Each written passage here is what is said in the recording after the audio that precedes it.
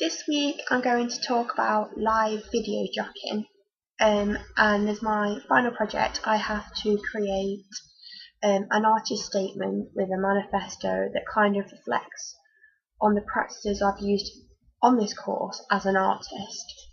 And we're looking at two readings this week. The first one is an interview with Paul Miller, aka DJ Spooky, that subliminal kid. And the interview is by Carol Becker and Romy Crawford, and this was probably my favourite reading so far on the course. DJ Spooky is a DJ, and his work basically revolves around the social implications of technology, which obviously ties in with this course as we explore how new art forms kind of operate in the digital media. DJ Spooky calls himself a memory artist, not a DJ, and I found this really interesting as he explored the way sound is part of his collective memory that he speaks about. And the way he speaks about music and DJing kind of has changed my perception on it. A lot of people might not class DJing as hard, or they might not think DJs are that knowledgeable, but DJ Spooky in particular has so much knowledge, not just on music but about life, so it kind of made me sit back and kind of think about my own life. And the interview was full of loads of metaphors and similes, and it was just a really cool reading. So some of the good quotes in the reading, he says turntables are a kind of writing, and this kind of goes back to this collective memory idea, and how using turntables can be an alternative for expressing yourself. He's particularly interested in the social culture and development of African Americans, and through music and turntables and records he can kind of express this. The quote, "The record is a platform," emphasises this and shows how he kind of creates collages of different time periods and memories and then collaborates them all in this one record, and it just speaks 1,000 words. You don't need to write anything because the music is talking for you instead. So it kind of puts the seriousness into DJing, because he even talks about like theoretical things like high and low distinction, and he says that this is an artificial construct, which I totally agree with. So in music, I guess opera would be classed as high culture, whereas the likes of DJing would be low culture. And he says people need music to define their identities, which is often very true, especially in subcultures. So I don't think that it's fair that people will get classified by having certain tastes depending on what music they listen to. So I thought that that was a really good point. So personally, I might get told that I have bad taste because I listen to R&B as opposed to someone who, say, listens to classical music. And he says that these are all just theories, and he does talk quite a bit about theory. He says theories are just one code, everything is a theory. And it's true, I can theorise something, anybody can theorise something. It doesn't necessarily mean that it's true.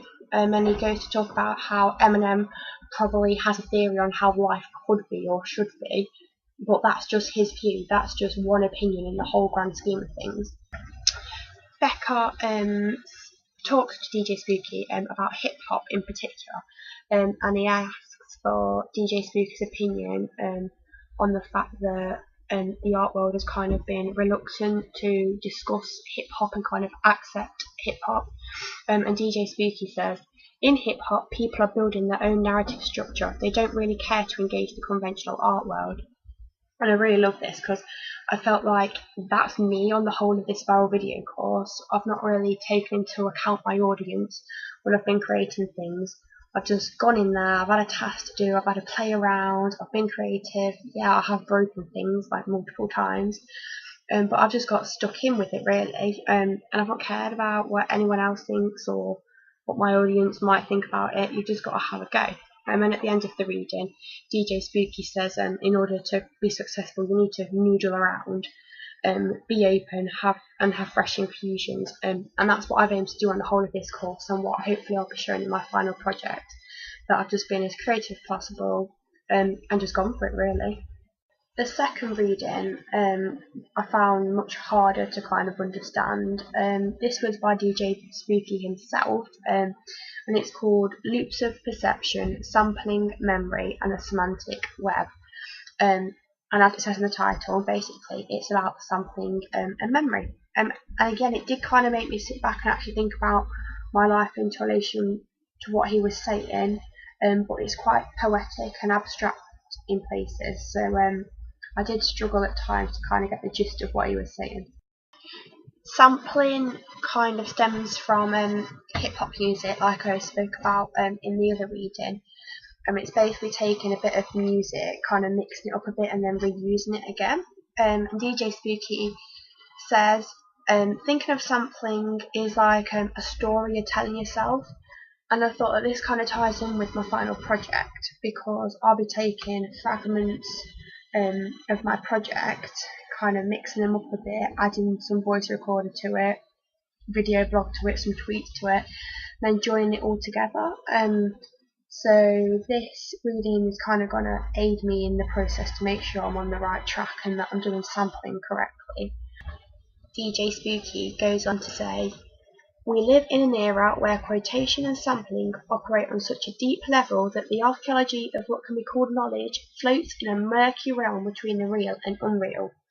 And I felt I addressed this in the Wikipedia authorship task I did last week. And we've been talking about how what knowledge is real, what knowledge is not real. We don't know anymore.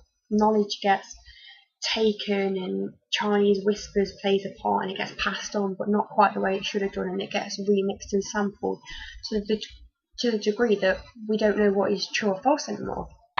I think what DJ Spooky is getting at with that quote is the fact that sampling kind of hides what's real and unreal, and as perceptions and texts and sounds and memories are all fragmented and then recombined together, they create a new remix, and this is what is then used to communicate with other people. And he speaks about the era, and the era he's on about is the era of the web. So the web itself is actually a remix. It's a remix of information, and DJ Spooky goes on to say that it's an archive too, and he compares this to like his DJing skills.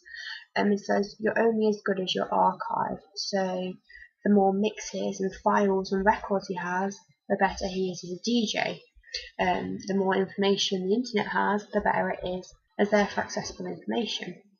So, taking this information on board, when I go on to create my artist statement for my final project, I'm going to try and ensure I have as many examples, as many samples, some good text, some strong information from the text to ensure that I produce a good project. So when I combine my fragmentations together, it kind of shows this reflexive journey that I've had throughout the course.